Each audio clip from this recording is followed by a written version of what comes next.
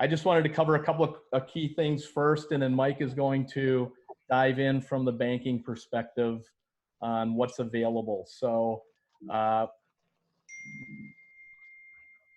first thing is,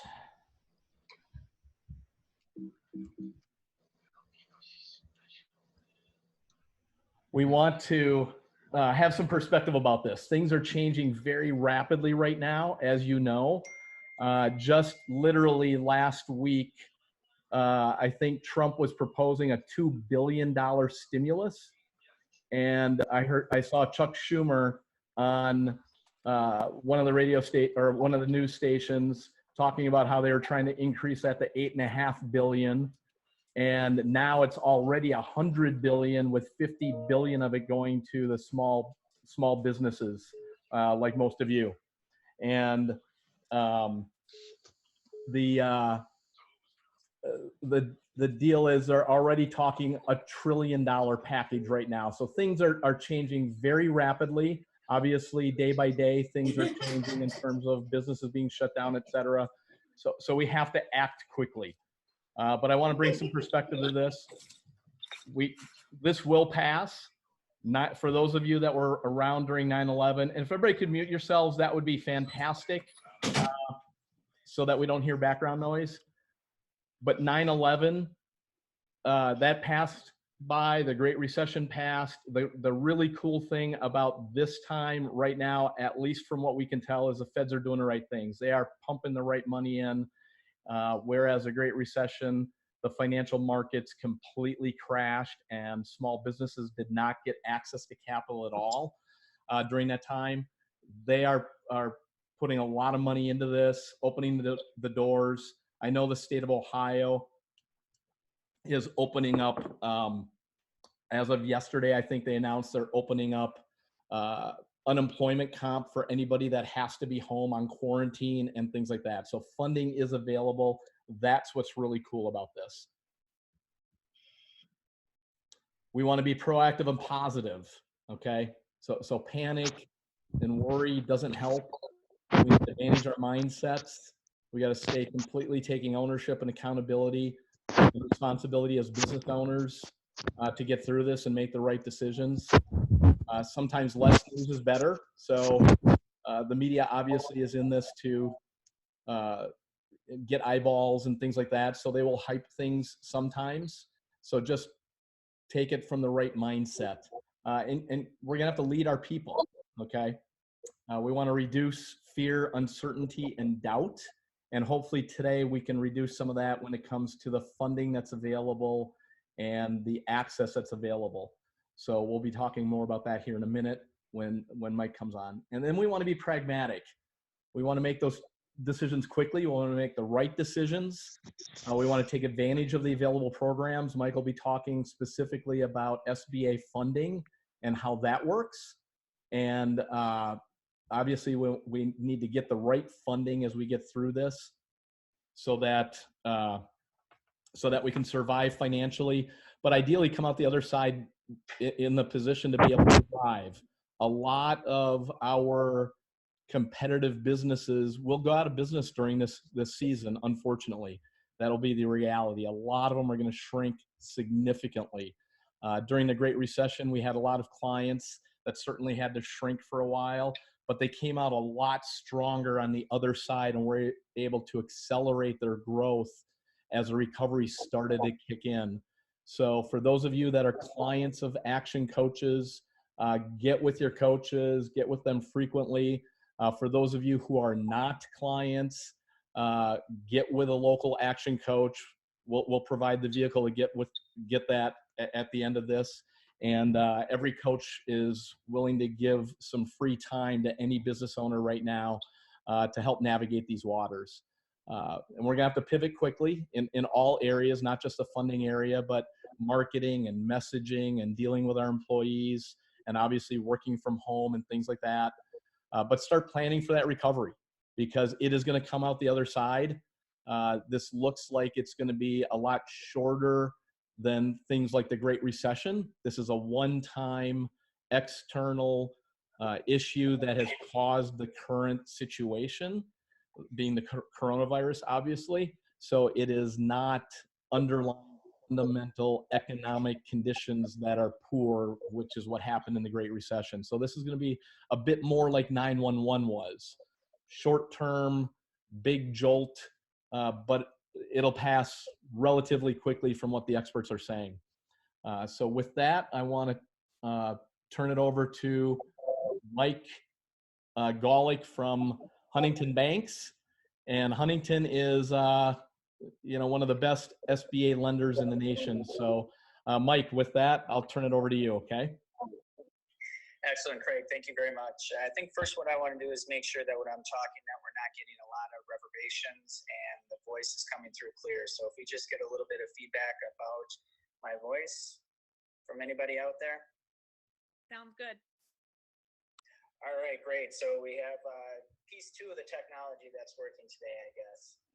So first of all, I just kind of like to say that we are living in unprecedented times. Today, to be new tomorrow, that's going to be something for the day after that. However, in a few weeks, months, there will be a time, the sun's still going to come up. Schools will hopefully be back in session, with the exception of Kansas, and businesses reopen. And in that, it's going to be our time to shine.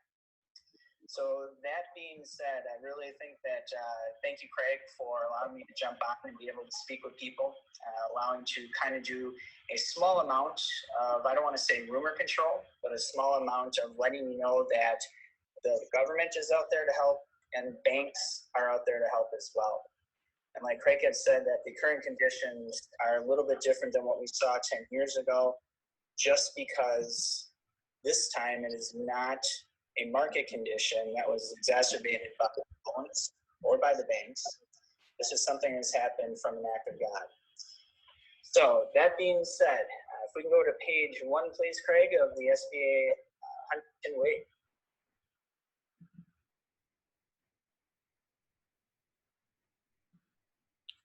Is that the page you want, Mike? Yes, sir. Okay, perfect. If you can put your phone down just a little bit, I can't be sure on which page it's at. Sorry. There we go. Okay. All right. So go back 2 pages, please. There we go. All right. So everybody, I apologize out there.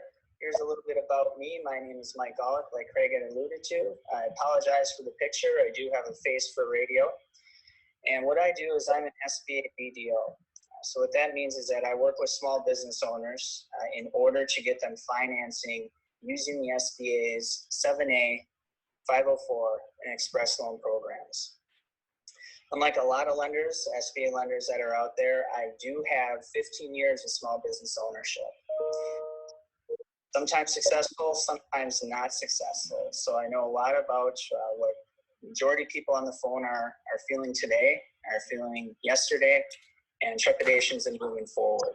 So in everyday relations that I have, I remember that small business ownership and remember that there's somebody on the other side whose life is going and their daily lives is going to depend on getting financing. I spent 3 years as a lender service provider where I helped small businesses work in conjunction with small business lenders, and I was able to provide around $75 million in financing for that.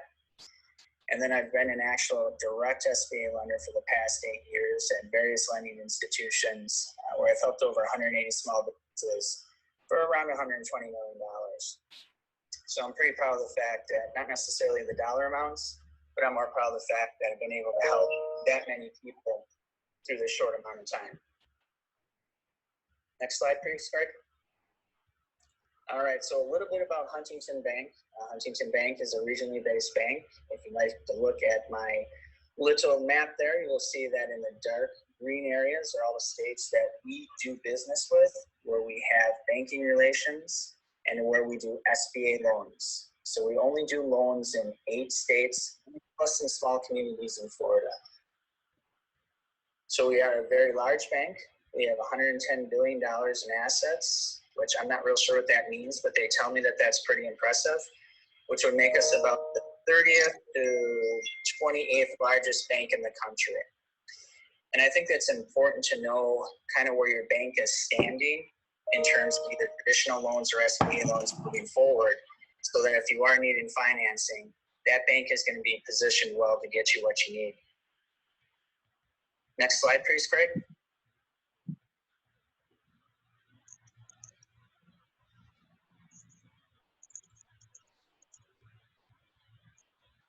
I'm not sure. Hopefully we're looking at page 4 here. A little bit about Huntington is even though we are a larger bank, we are number 1 units, so we can claim that we are the number 1 lender in the country. You'll see that for fiscal year end of September 30, 2019, we had more units closed than any other lender in the country. So we can truthfully say we are the largest lender in the country. You'll also see on the right there that we did $640 million against the 3,594 closed loans. And I think what that really shows is that we do a lot of volume. The shop here is set up to do volume, but also we are set up to say yes to our small business clients and our small business communities.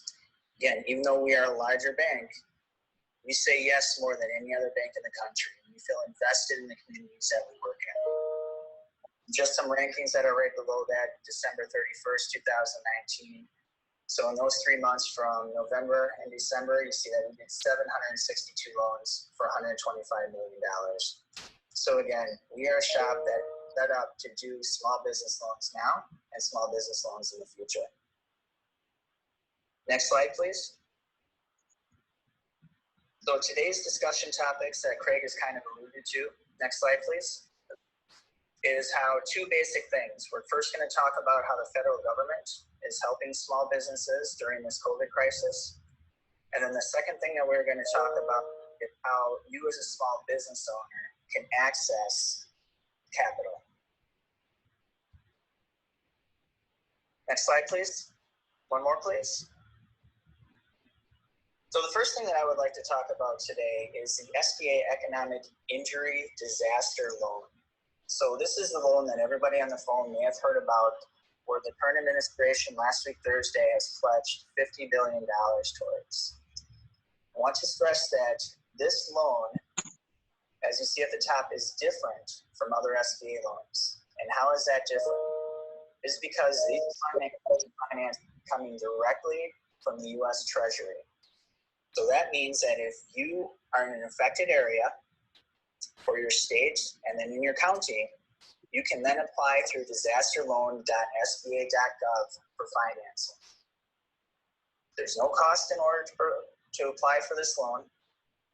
And some of the businesses that are open for this loan are small businesses, agricultural cooperatives, agriculture businesses, and nonprofit organizations. Now, there are some qualifiers for this type of loan. The first $25,000 are uncollateralized. So that means if you don't have collateralized, you can get the first $25,000 for free, basically. Any dollar amount that you are applying for in this economic injury disaster loan, over $25,000, does need to be collateralized. So that's a caveat. Some other pieces that you can use this working capital line for would be to pay your debts, would be to cover payroll, would be to pay off your accounts payable, or any other bills that happen to occur. And they are not intended in order to replace your lost sales or profits for expansion. So there's some caveats during the application process that you do need to be aware of. And then really one of the last things is you have to make sure that early in the conversation I mentioned that disaster loans are covered for exclusive disaster areas and counties. You have to have a physical presence in that declared disaster area. Typically what that means is that your business address is located there, your corporation address is located there, or potentially if you're home based, your home base is located there. Next slide, please. And hey, Mike, just for a clarification real quick, Yes, normally these loans are for things like Hurricane Katrina and stuff like that, this particular program, the EIDLs, correct? that is correct. So again, this is a disaster loan.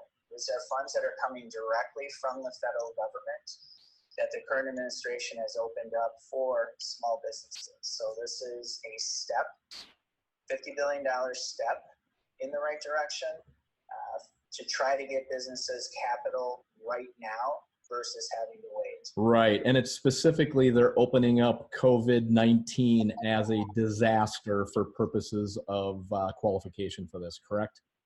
That is correct. So within the past weeks, there has been a national disaster declared by the current administration. And then each individual state is up to them whether they want to declare a disaster area as well. However, these funds are not available until the federal government recognizes your state and the counties as natural disasters. And they're doing that day by day. They just keep adding more states and more counties every day, correct? That is correct. Day by day. So as of today, as of 3/20/2020 at 1:20 p.m. Eastern, 12:20 Central. If we go to the next slide, this is where I know for some of the areas that are impacted with the majority of people on the phone. So if you scroll on down, if you need to check on disaster assistance, you can first go in through the website, and then you'll have to scroll on further down on the website under disasterloan.sba. And this is exclusively for members or clients that are on the phone right now that are located in Indiana, Ohio, Michigan, and Illinois. And if there's anybody here from other states, you simply go to the disasterloan.sba.gov and your states will be listed. Most of the East and West Coast were out there immediately, and they were working their way towards the center.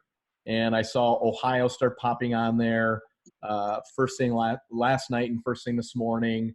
I'm guessing, just my gut feel says that all of Ohio, all of Indiana are going to be out there by the end of today, if not the rest of the Midwest by the end of the day as well, is just my gut feel. That is correct. And for the counties who actually get on this list, the state just can't say we have a natural or we have a disaster for the state. The counties actually have to go in and show a hardship and have a certain number of hardships within that county to be placed on this list. Yep, exactly. So I've heard, or I'm looking as of today's date at this time, Wisconsin and Minnesota are currently waiting in the queue, the proverbial queue, in order to be included.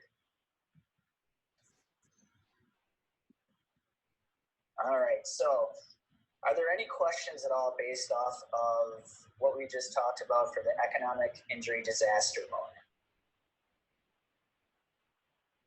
And Mike, just to clarify, that particular loan, people go straight to the government with. They are not going through a bank.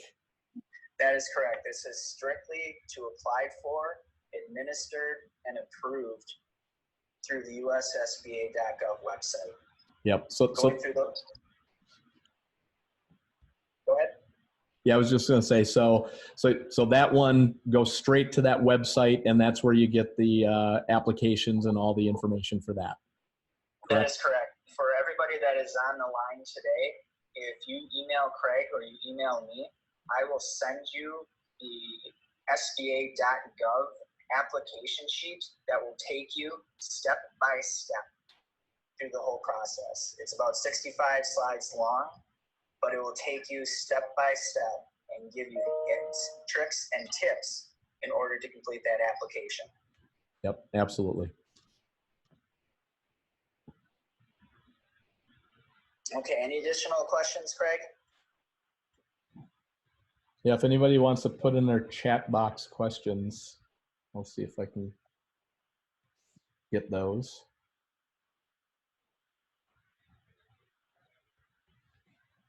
Nope, I don't see it right now, Mike.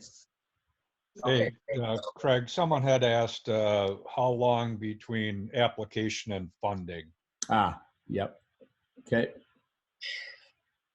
Okay, so I really wish that I could put a time frame and tell you that the assistance is going to arrive in 24 hours. However, when we have the amount of states and the amount of counties and the amount of applications that are probably still in the queue right now, I don't know how long it's going to take before someone knows if they're going to get approved. And I am not sure if you go through the website, if the website is even going to tell you how long it is going to take. Okay. And can they apply before the county is declared? I'm not sure if they're going to be allowed to apply before the county is declared. Okay. They might be able to, because I believe that when you do fill out the application, that there is a county designation on each application. Now, I don't know if it will kick you out if you try to submit it with that county on. However, for a lot of the people on the line, if you might want to try to hedge and hope that your county is going to get on there and try to get into a queue, and maybe once your county pops up, then all of a sudden you're in line. That's a potential possibility, but I couldn't tell you one way or the other if that would work. Okay, thank you. And again, this is minute by minute when they're releasing more counties. So go out there and look as soon as we're off this to see if your county is listed. They keep adding more literally by the minute. Correct. Okay. Any further questions on the federal? It doesn't look like that right now. I think you've covered them all currently. Oh, here's one. What does a company do if they have multiple locations, i.e. they're in multiple states and counties? Scroll through the list and see who's going to be listed first and start in that area. Perfect. So apply in whichever area you have a physical location that's eligible now. Perfect. What if all locations are eligible? Again, are you just simply applying for that specific area? Because I can already see it's the same information over and over and over. So I am not sure if applying in one location is going to give you an advantage over another location. And I think that that's what the question is. I don't know if they're going to prioritize based off of state and then county. I don't know if they're going to prioritize from line or queue position and start working downwards. I know that this is an unprecedented disaster piece. And typically when the federal government offers this type of financing or funding, it's for something like Hurricane Katrina, to where we have a limited number and a smaller geographical area with which to cover. Now we're talking about 50 states that are going to be affected by what's going on. And so they're going to have to open this up state by state, county by county, and how they are then going to start approving it based off a queue or state or county first. I am not sure that they know that yet. Okay. Hey, Mike, what are the typical terms for the EIDL programs? I think what they are doing is they're looking at having a permanent or a working capital that is going to be going on, again, between up to that $25,000, which is going to be collateral free. And then after that $25,000, whatever you might qualify for with your existing collateral. The interest rate is going to be at 3.75% for small businesses, and then 2.75% for our nonprofits. Oh, that's fantastic. So a nonprofit can actually get some funding through this as well. That is correct. And that's another distinction in that typically the SBA loans that I'm going to talk about later on are strictly for-profit businesses. Whereas right now, through this disaster loan, a nonprofit is eligible for this type of financing. Excellent. And can this be used as a line of credit, or is it strictly a term loan where they drop all the money in the bank and you start paying payments and interest immediately? It looks like this is going to be more of a working capital, a permanent working capital piece to where you get the financing, you get the check, you go cash the check, and then you start making start doling out what it is that you need to dole out. I'm not sure that in this particular instance that the government would be able to handle or have the facilities to do it in line of credit. So Gotcha. we're looking at a check going out. Okay, perfect. But bottom line, it's up to 30 years and 3.75% interest. If it's a for-profit business, 2.75 if it's a not-for-profit. That is correct. Okay, super. And do you know how long it takes to go through the process? To fill out the paperwork, Yeah.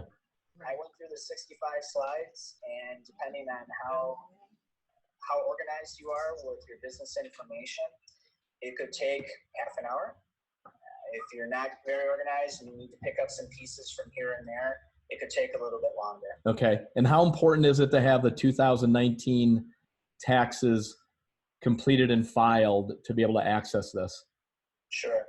As far as I understand it, if you do have them, you could use that information. The majority of people do wait till the end of tax season in order to file their taxes.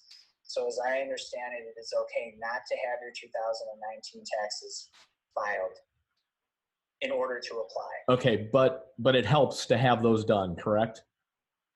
Depends on what your year looks like, Craig. Okay, fair point from the banker. And is there any prepayment penalties on these? From what I understand is there are no prepayment penalties. Excellent. And collateral, if does this have to be fully collateralized, partially collateralized, no collateral? How does that work? All right, so again, for the first $25,000 that you're applying for does not have to be collateralized. $25,001, you do need to have collateralization for the amount after that $25,000. Okay, perfect. Great. I think that covers most of the questions. Is there a minimum credit score? Right now, I am not sure about that piece as I'm reading through the pages that the SBA that they had given me. Yep. The disaster assistance, I do not see there being a minimum credit score. Okay, super.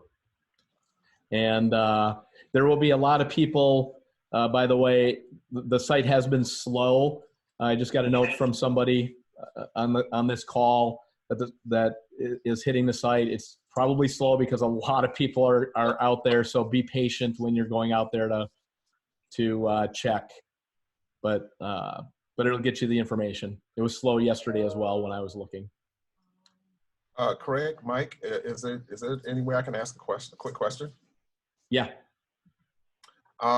I'm located in Racine, Wisconsin. I just heard that he said about the first 25,000 doesn't have to be collateralized. We're basically a startup. So how is that going to affect me in regards to trying to get this type of funding to cover working capital and inventory? Right. If you're talking about disaster loans currently, I'm up in Appleton, and currently the state of Wisconsin is not listed. And again, this is 12:32 Central Time on 3/20 of 2020. We are not listed as a disaster area just yet. So if you're looking for disaster funds, you have to wait until our state or your state is listed and then your county. In the meantime, I suggest that being a startup, there are multiple economic development corporations that you can contact to try to get some funding.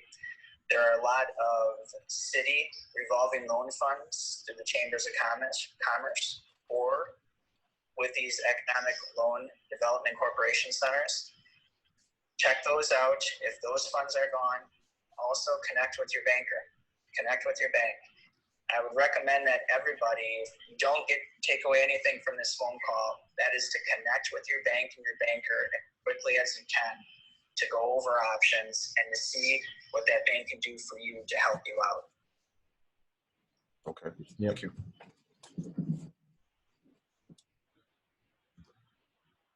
Okay, moving on to the 7As, et cetera, Mike. All right.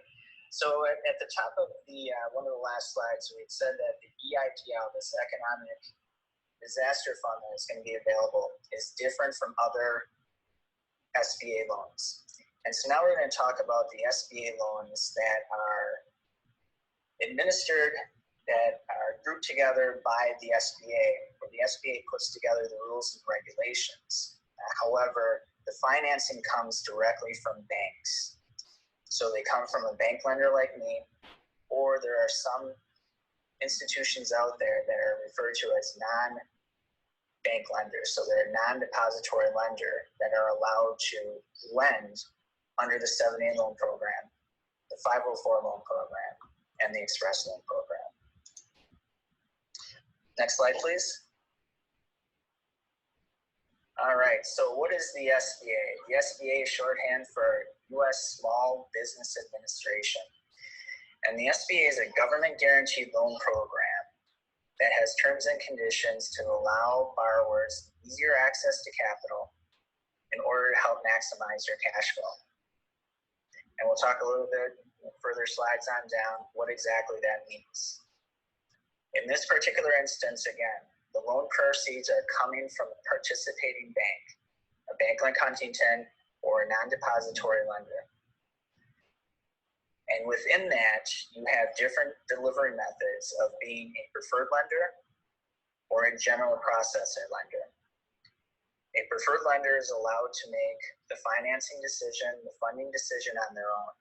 So from start to finish. A general processor is generally referred to as those banks that can do the loans, but they don't have a high volume. So if something has to go in general processing, that means that bank has to ask SBA for permission.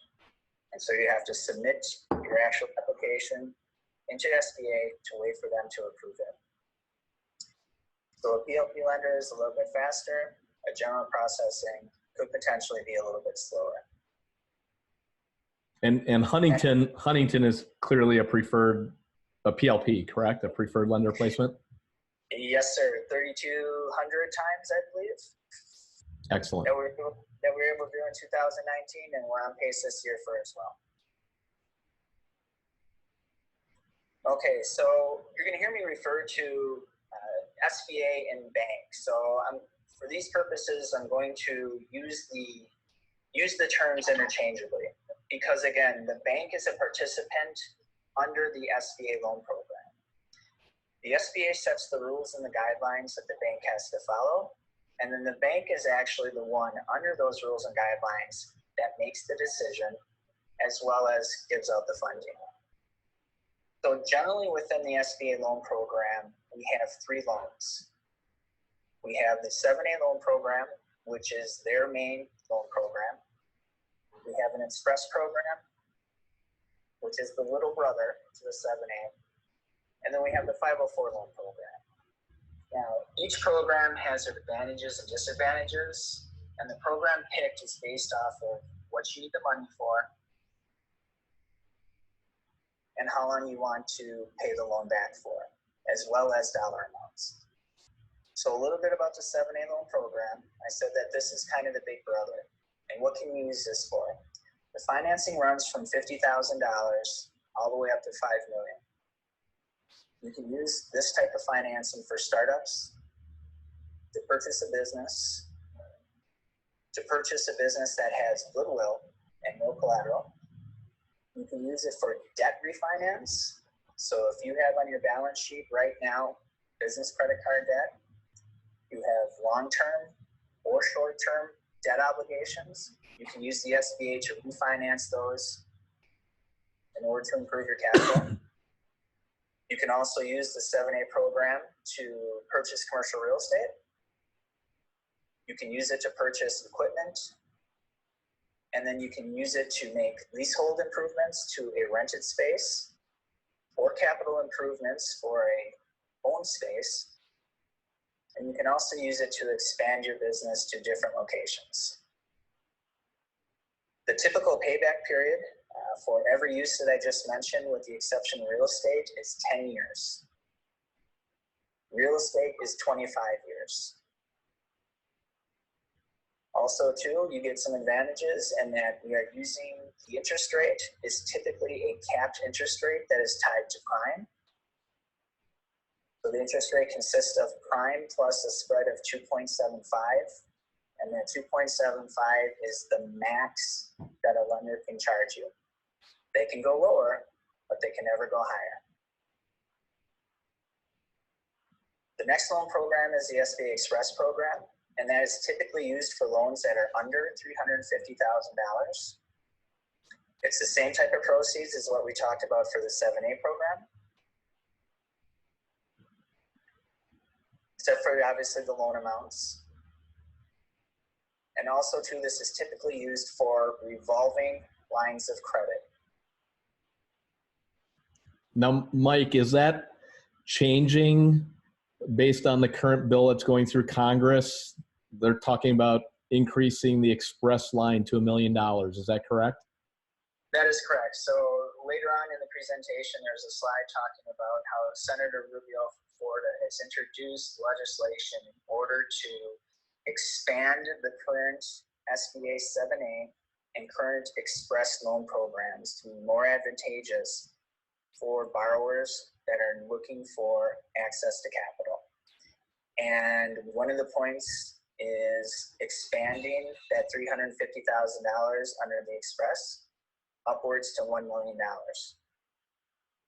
And so someone might ask, well, doesn't the $1 million get covered under the 7A? It can. However, remember, I just said that typically an express program is used for a line of credit. And we don't offer a line of credit under the 7A loan program. So now we are looking at potentially having to have an access to a revolving line of credit up to $1 million. Again, this is something that is going through, that it could happen next week, it could happen the week after, but it is still moving through Congress. Excellent. And what's a time frame typically to get a 7A loan or an express loan? Sure. So it depends on the avenue with which you go through. Express loans are typically a little bit less time by design because they're lower dollar amounts. They have a little bit easier underwriting standards, a little less collateral restrictions, and they typically have a smaller application size. So it is possible to get approved with an express loan in a couple of weeks and to have full disbursement maybe, so typical from start to finish, maybe 2 to 5 weeks. And a lot of that does depend on the way that the borrower handles their supply of information.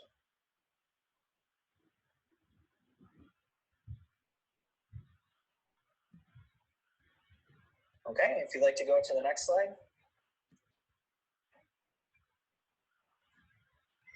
Now, the last piece that I'll talk about today is the 504 loan program.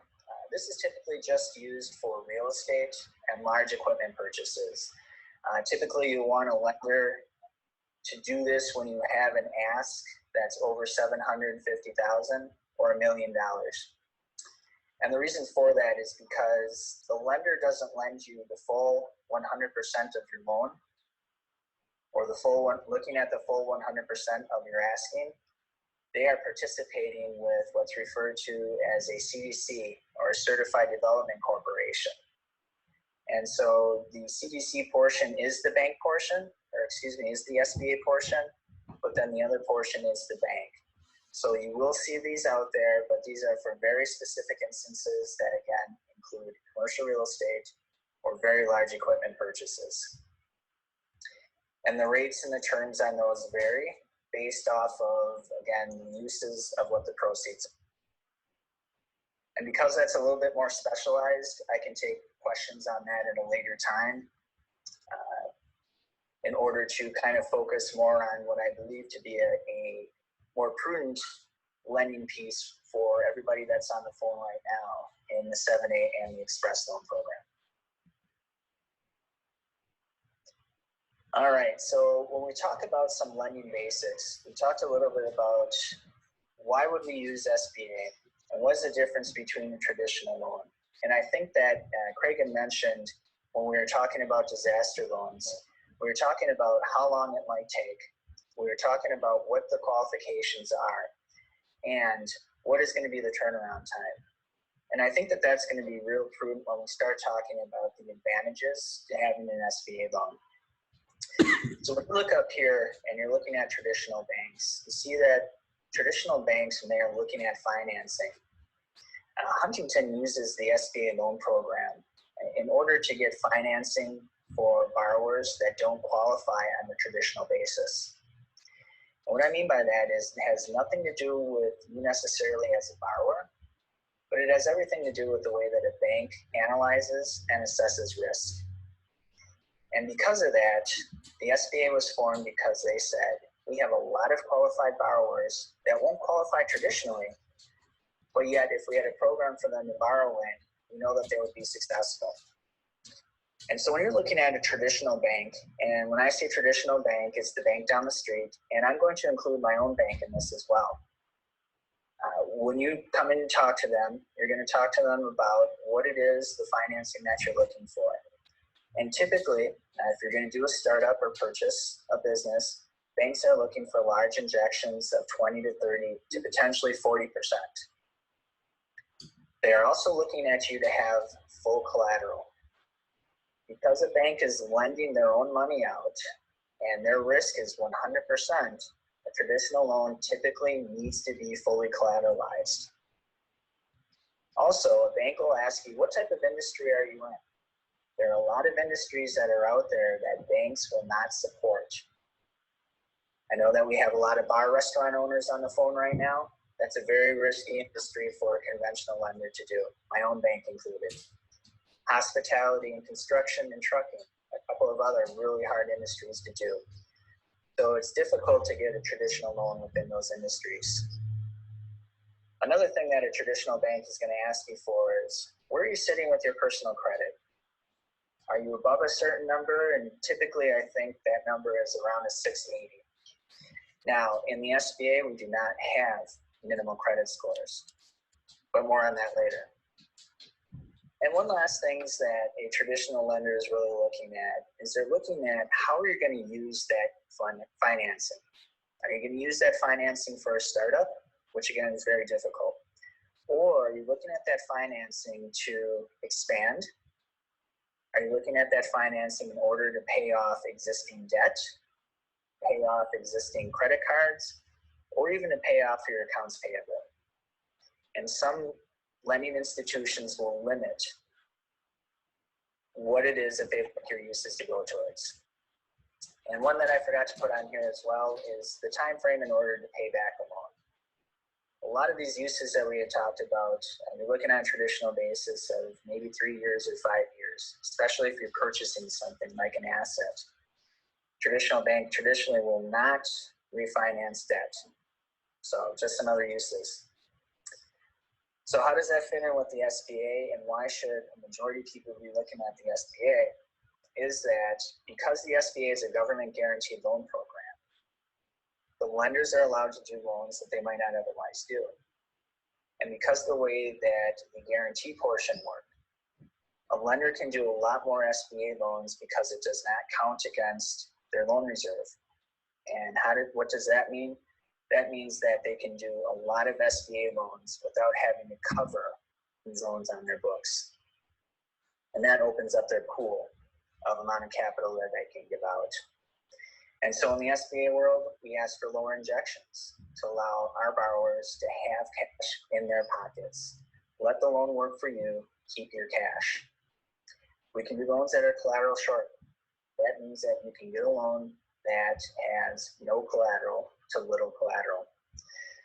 I have done loans here, and my colleagues have done loans here that have been up to $1.5 to $2 million short. Now, does that happen every day? Is that going to happen in the future? I'm not sure.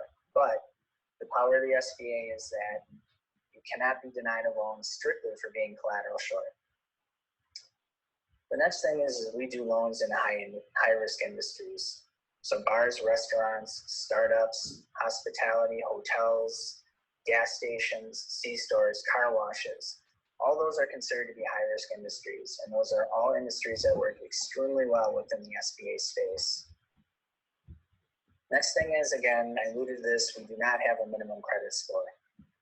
Now, even though we don't have a minimum credit score, each individual institution, per their own credit guidelines, sets where they feel comfortable with certain credit scores. Next thing is, again, we do fund startups. We do refinance qualified debt. And then we do also term out accounts payable if needed. And all of these things, funding startup, refinancing debt, terming out account payable, is really geared towards maximizing your cash flow as a small business. Cash is king, lower monthly payments are good for you, and put the power of your payments in your hand. So that if you would like to pay things off early, it's up to you and not up to the bank. And then the last thing that we have in the SBA is we don't have any financial reporting governance. And this, I think, is going to be important for a lot of our borrowers, a lot of our business owners that we have on the phone today, to where, depending on the financial strength of your lending institution, and depending on the language that is in your current loan or your current lines of credits, when you have to start sending in your financial information, that bank may take a look at your existing performance and say that they don't know if they can keep you anymore as a small business borrower. And so this is the reason why you do need to call your current bank that you have loans at and see what options they have available for you and how they're going to treat you moving forward.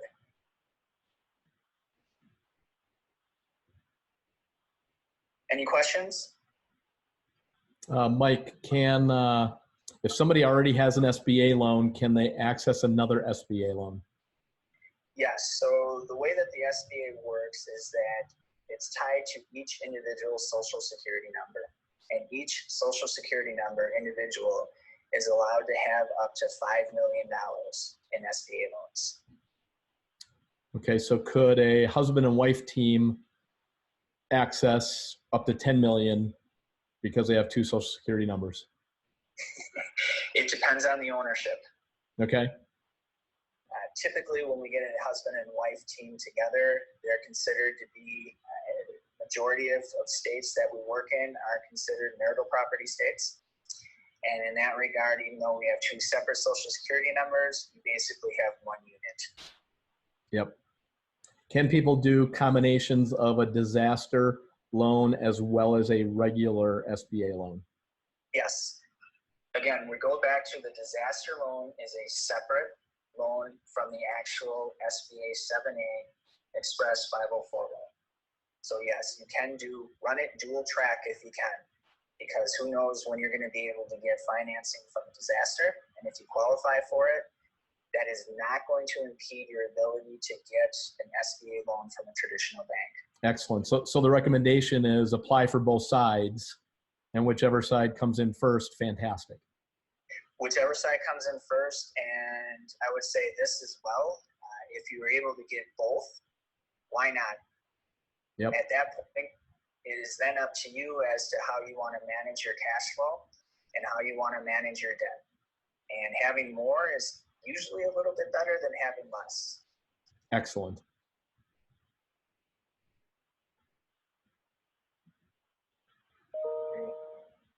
All right. So then we're just going to go briefly through some of the SBA lending basics. Who qualifies? Majority of businesses that are for-profit qualify on a non-discriminatory basis.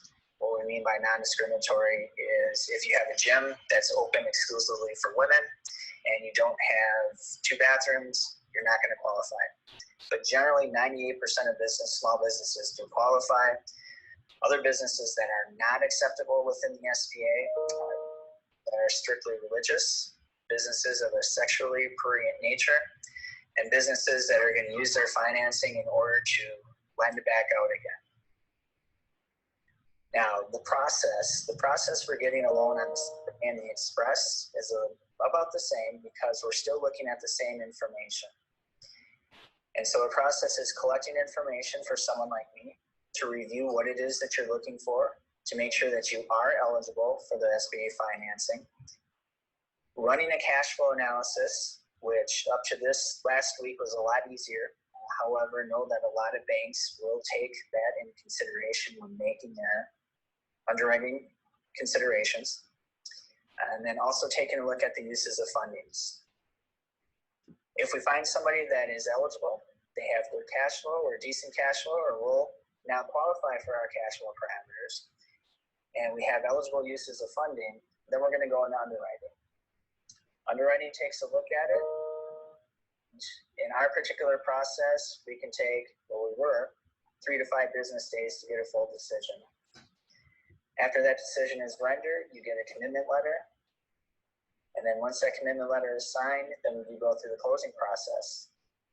So all in all, I would say that pre-today, a typical closing, a straightforward closing, could take 4 to 6 weeks. Now, the 4 to 6 weeks is a time frame that I like to do. It's not particular for any institution. Might take a little bit longer. Some might take a little bit less. But we do it, I do it in 4 to 6 weeks. However, that time frame does depend heavily upon the borrower involvement. Because this is a government guaranteed loan program, they do like to kill their trees. And so there's a lot of supporting documentation that we do need to provide. However, I make things on you as easy as possible. And also, sometimes we add in some third-party things that might stretch us out during that closing period. So it takes the ability to close out of my hands, out of the borrower's hands, and we leave it in the third party. So if we have to wait for a business valuation, if we have to wait for an equipment valuation, those things are what can potentially stretch out that 4 to 6 weeks. But I can say that the bank has a vested interest. Once we say yes to you, we have a vested interest in getting you closed as quickly as you can. We work on your time frame, but the bank is not going to want to slow you down on our side. We want to get you your money as quickly as possible. And I think moving forward, that's going to be even more prudent for us. Get you your money because we know you're going to need it.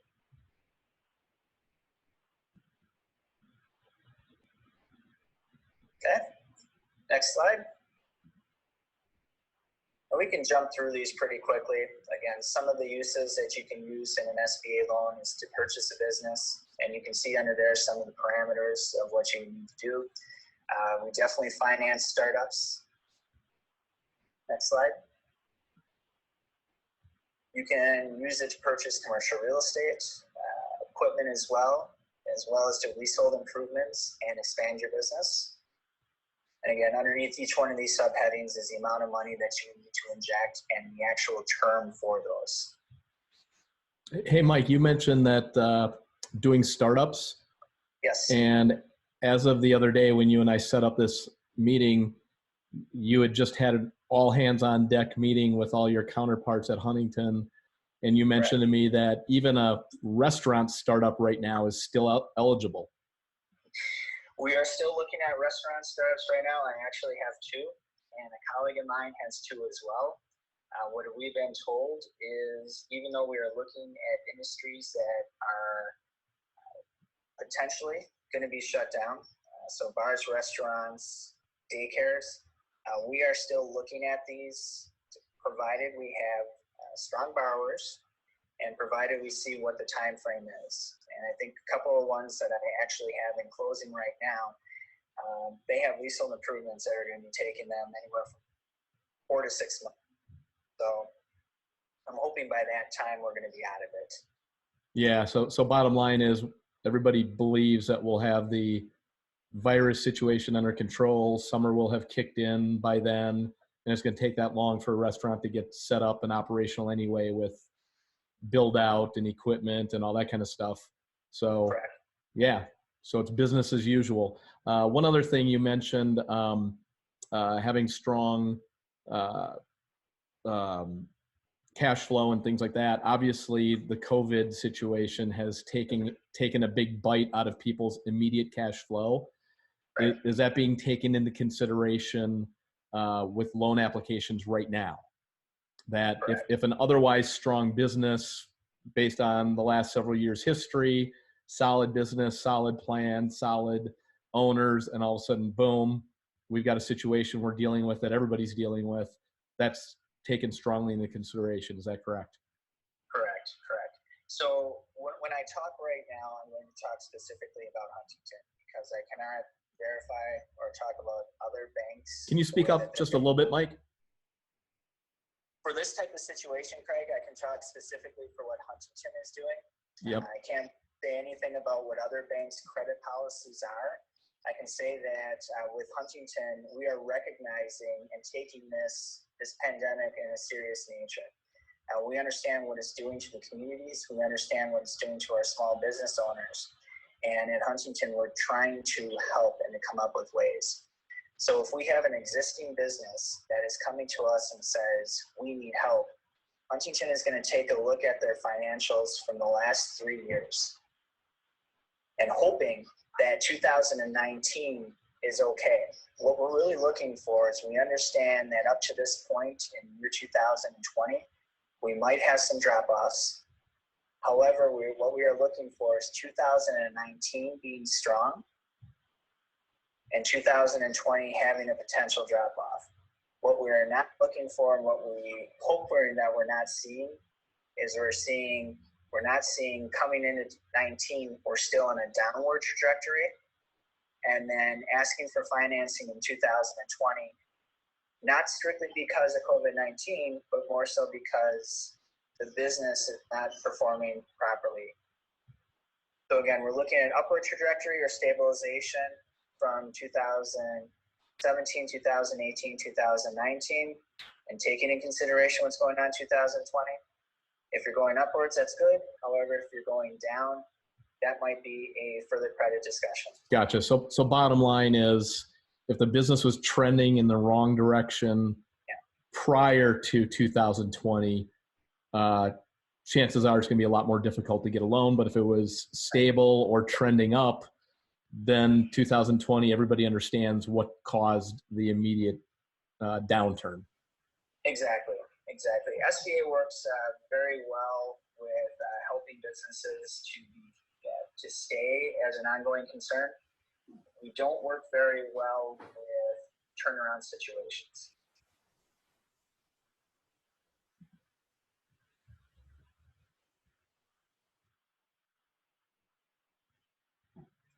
Okay. Now I think that if we go to slide 20, Craig, this is where we talk about the debt consolidation or refinance. And I just wanted to take a quick minute to talk about this and to highlight what exactly can be done, because I imagine that a lot of the people that are on the line today, this might be most pertinent to what it is that they're going to be looking at. As of today, I do not know what the lending environment is going to be for traditional loans. So everybody on the phone that does not have an SBA loan but has a traditional loan, again, I don't know what it's going to look like in terms of how that bank is going to view you as a customer, you as a borrower. And if they are going to have special provisions for you to help you through, or if it's going to be based off of the strength of that institution, they might have to let some of their borrowers go. And so this is where the SBA can help to step up, is because, again, this is a government guaranteed loan. So that means that once you get into this government guaranteed loan, the bank cannot change the terms and the condition of this loan. That means that we don't review your financials and say, you're trending downwards, you have to find a new business or you have to find a new banker. That could happen on a traditional loan.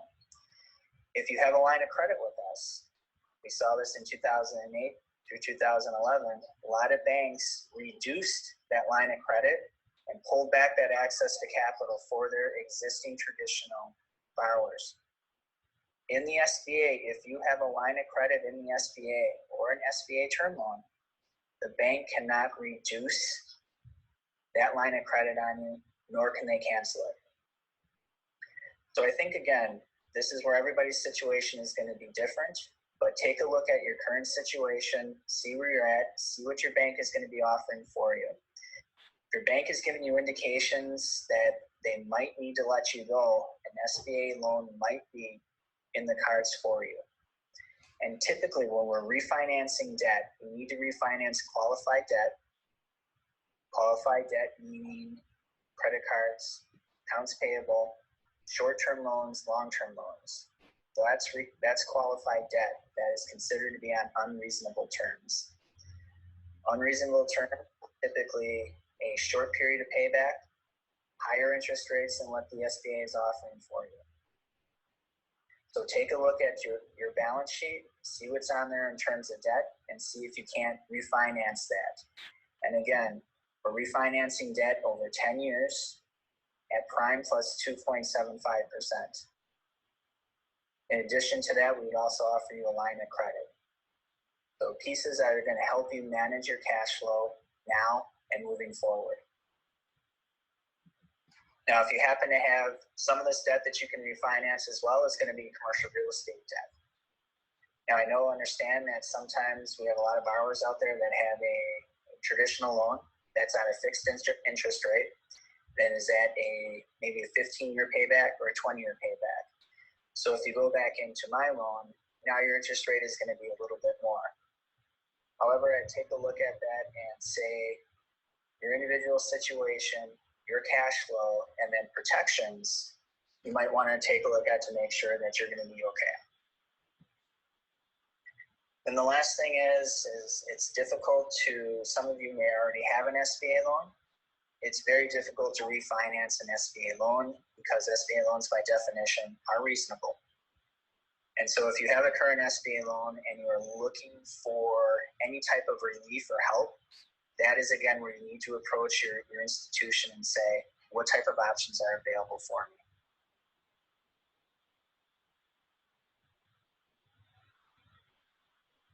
Any questions?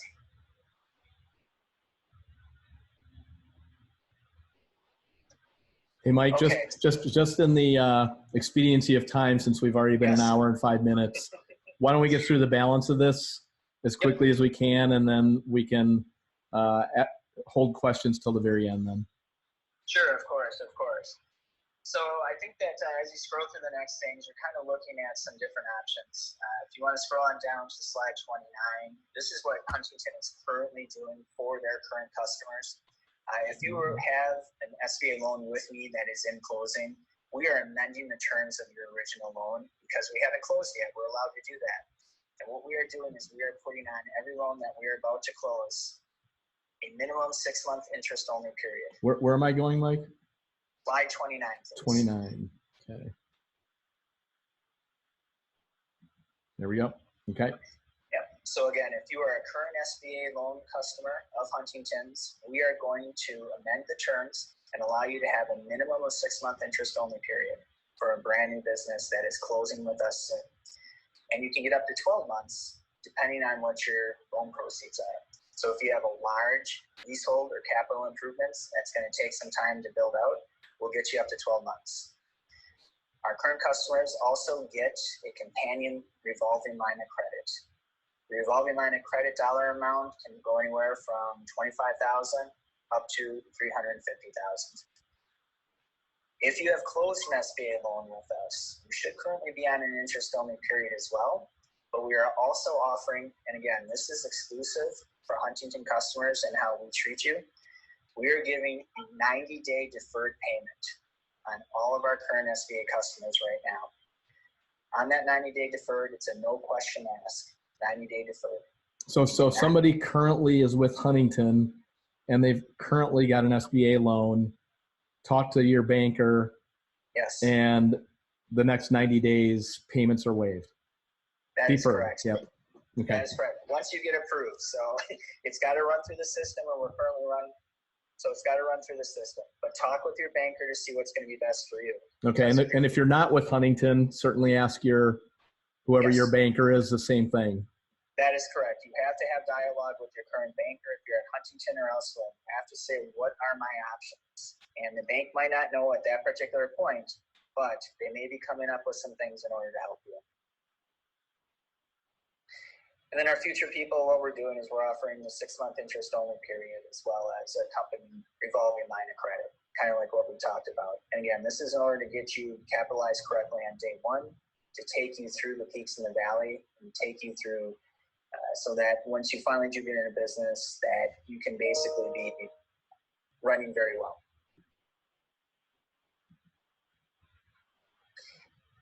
The next company slides, Craig, we'll just push through them real quickly. If anybody cares, Huntington on its own has released a press release. So if you are a current customer of Huntington, these are all the things that we are doing for our current customers outside of the SBA. So if you have a business loan, if you have any type of loans with us, we're suspending some payments. We are suspending late fees. We are not following through on foreclosures, and we are helping with homeowner and auto payments. So something to take a look at if you're interested. Hey, Mike, what information does somebody have to prepare quickly to be able to access any of these programs? For the business loans, try to have your tax returns and try to have your business financials and a personal financial statement. For your home loans, probably a personal financial statement and potentially a W-2. And past that, I believe that they're trying to make this as minimally invasive as possible with the least amount of paperwork as possible. But at the very least, I think we should have those. Excellent. And so here's Mike's information. And then we'll give everybody will get a copy of this. Just put your email address in the chat box if you'd like a link to download the presentation and all the information, and we'll get that out to you. Send that over. Some thoughts from my perspective, definitely get with your action coach ASAP. For those of you who are clients, they can help you prepare the case and get your financials in order, etc. Definitely get your finances in order ASAP. Those last 3 years of history, like Mike said, get with Mike and Huntington to ensure you're getting the right funding vehicles in place. Stay up to date on that disasterloan.sba.gov for the counties that you're in. In the coming days, everybody's counties will likely be included. I think the governors are doing everything they possibly can to get that information out. I'll just open it up for Q&A again. If there's any other questions you guys would like to have answered here real quick while we're here, we'll be here for a few more minutes. Mike, here's a question. I have a client, Jason asks a question. I have a client who 4 or 5 years ago defaulted on an SBA loan. How will that impact their opportunity to use the SBA for a new loan right now for capital improvements? All right. So if you're applying through a traditional bank and looking for an SBA 7A or 504 or Express, if there was a loss to the government, unfortunately, you will not be eligible for further SBA financing. Okay, but what about the EIDL program? The EIDL, I am not sure if they're going to be. However, I would suspect because of the prior loss, if that loss is linked up with the Social Security number, I would expect that they would be ineligible. However, you might be able to find that information on the SBA.gov website. Super. Somebody named Manish, I think I got that right, I hope, is asking for SBA 7A business acquisition loans. Mm-hmm. How is the current environment impacting the loan flow from a lender perspective? We expect the loan flow for business acquisitions to probably fall a little bit as we have both buyers and sellers that are taking a step back to reassess whether or not they want to get rid of or whether or not they're in a position to purchase. My attitude is that if we have a willing buyer, we have a willing seller, and we have a decent enough business, let's take a look at it, see what we can do. We'll probably get some concessions in order to make it good for everybody. And let's get it in and get it done. So the bank, again, is not looking at slowing down loan flow for any type of business need. We just need to be able to manage what it is that we're looking at. Excellent. How about home-based businesses? Does that have a, Don asks about home-based businesses. Is that an issue with getting an SBA loan or not? Typically, I would say no. Okay, no, so that doesn't matter.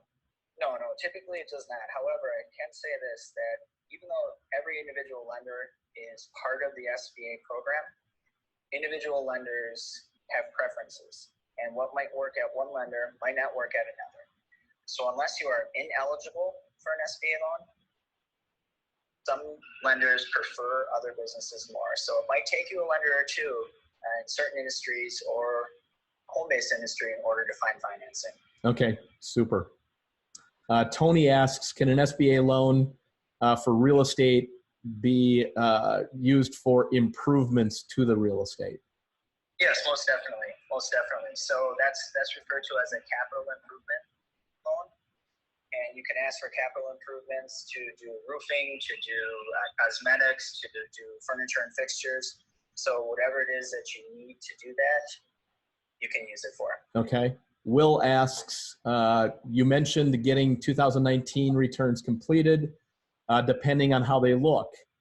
So as long as they show a profit, even if it's a small one, is that good enough? Or would you recommend waiting and completing the application without the 2019s? When I said that, there is, in a lot of businesses, there's a difference between what they show in terms of cash counting basis and what they show on an accrual counting basis. And that's strictly an accounting measure with which to minimize your taxes. And so the lender is going to look at your 2019 year-end income statement and balance sheet anyway. And they're going to compare that. If you do not have your 2019 tax completed, they're going to compare that against 2018 and 2017 year-end numbers to see if everything is working well. Okay, super.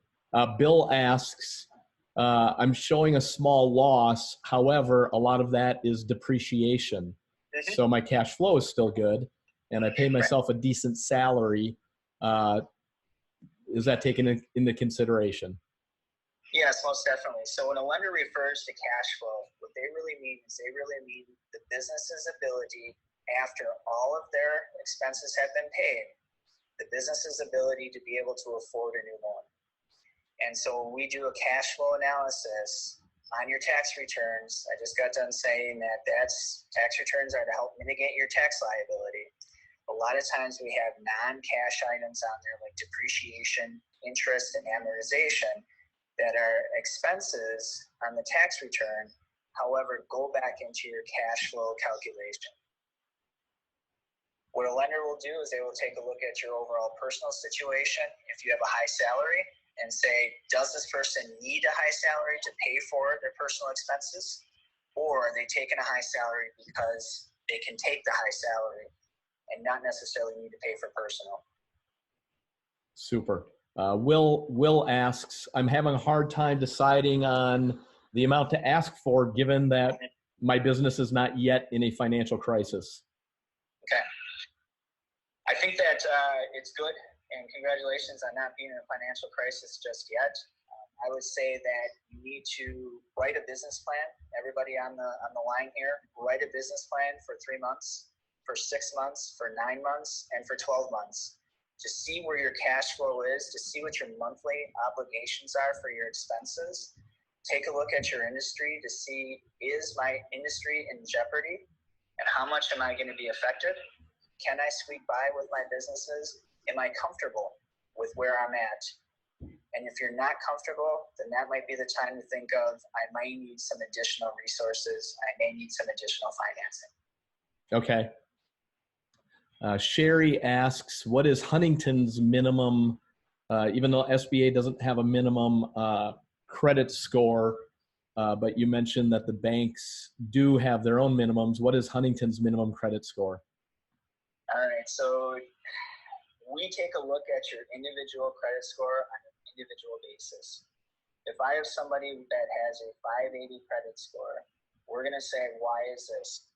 Do we have a medical issue? Do we have a divorce issue? Or do we have someone that is not responsible with their credit?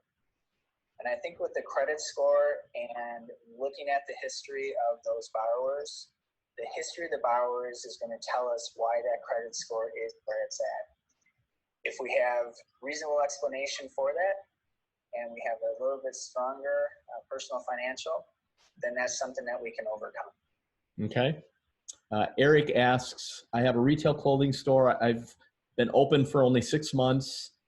I need some working capital and cash for inventory. My personal credit is not great, but the store has a ton of potential. What options do I have? All right. So again, write your 3-month business plan, write your 6-month business plan, put together what you believe that you're going to need to take you through those 6 months. Go back to your current lender. Even though you've only been in 6 months, you are still considered to be a startup. And so depending upon the type of financing that you have received, the lender, if they gave you a traditional, they may or may not look at extending more credit to you, depending on where your numbers are at. Or the SBA might take the same view. But again, put together that business plan, put together how much you think that you're going to need to pull yourself through that and approach your current lender. Excellent. Don asks, how does Huntington view real estate businesses out of the country owned by an American business? Yeah, unfortunately, the businesses that we lend to have to have U.S.-based operations as well as U.S.-based assets. Okay, excellent. In general, I just want to encourage everybody, if you are a client of an Action Coach, get with your coach. They can help you navigate the waters on this. They'll be able to help you get your financials in order, tell a story, put together some projections for 2020 in terms of cash flow. That'll prep the banks and help sell the story, if you will. If you're not and you would like to spend 45 minutes with an Action Coach that can help you, that's in your area, we'll be glad to connect you with somebody in your local area who is part of Action Coach. We do this every day. We've got a lot of clients that coming through the Great Recession and coming through the other economic downturns really came out a lot stronger and really prepare for the other side of this. It's going to be several months, maybe even a couple of quarters of a very difficult time just because of having to flatten the curve from the pandemic perspective by businesses being shut down by the government, et cetera. However, our economic fundamentals were very strong prior to COVID, and they will be very strong coming out of it. There will be some pent-up demand and things like that. So for those of you that are very wise, get your ducks in a row, get the funding that's available, get the business plan in place, work very closely, pivot on your marketing, et cetera. Do the things you need to do right now. There's going to be a lot of business acquisition movement available. That's just my own projection, 4 to 6 to 12 months out with all the businesses that are not taking the proactive steps right now. So get your financial house in order, do what you need to do, stay very proactive on this, and be prepared. We'll keep you guys updated. We'll probably be having some more of these in the coming weeks because this is very fluid with what the federal government is doing right now. And so we're looking forward to hopefully helping as many people get through this as we can with flying colors. Is there any last minute questions? If so, here's a quick question, Mike. Is this first come, first serve? For which piece? For the disaster loan, it potentially could be. However, in an SBA loan coming from a lender, then I don't know what first come, first served actually means. It really depends on where you're at, how quickly you can gather your information, how quickly your specialists like me can work, and getting you into underwriting. But know this, that SBA works, and I hate to say this, it works very well in times of crisis. Because of the way that the underwriting works, because of what the program is actually structured to do, we work very well. We don't work very well in times of economic prosperity, but we do work well in times of crisis. And so it is our need, in order to get out as much as we can information Yep. as well as much as we can do for people that are looking for help. Okay. And Greg, from a limit perspective, Mike, right now, $50 billion of additional capital is being allocated. And I think 2019 wasn't the total about 19.8 billion or something like that. Now it's going to go up to 80 billion for the U.S. if this fund happens appropriately that Rubio That is correct. proposed. So, yeah, that is correct. So every year the SBA, Congress sets a limit as to how much SBA can actually guarantee and loan to. And with the addition of all this money to what we had earmarked for 2020, and now with the addition of that 50 billion, that's going to bring us up to $80 billion. Like I just said, SBA lenders will work well in times of crisis, and that's $80 billion is going to be directly available from participating lenders. Excellent. We know we're going to be busy. However, this is what we're here for. We're here to help. Okay, super. Eric asked a follow-up question. He doesn't have any SBA loans currently, but does have a micro loan through the city that he's in. Is his business eligible for an SBA loan, given that situation? Yes, typically when you're working with the city will allow the new lender to go above them if needed for anything. And also to talk with your city to make sure, I know in my state of Wisconsin, there's been some grants that are coming out, no question grants for up to $20,000. So talk with your economic development people within your state and talk with your city if you have a revolving loan fund to see about options for even deferred payments or even stop payments. But yes, you are still eligible if you have a small loan like that for an SBA loan. Excellent. And then the last thing I want to leave you guys with is this is the time for very strong leadership. So as leaders of your businesses, especially for those who have employees, definitely lead through this. Be the voice of reason. You certainly have to look at the realities and make realistic decisions, but definitely look beyond the immediate circumstances. Keep your head in the right place. Get with your coaches. Make sure your mindset is where it needs to be to navigate these waters and make good decisions going forward. Take care. God bless. We will get a link out to everybody who gave us their email address so you can download this presentation, and we will keep you informed of upcoming updates to this as well as things change, as well as other topics to help navigate these waters immediately. Take care, everyone.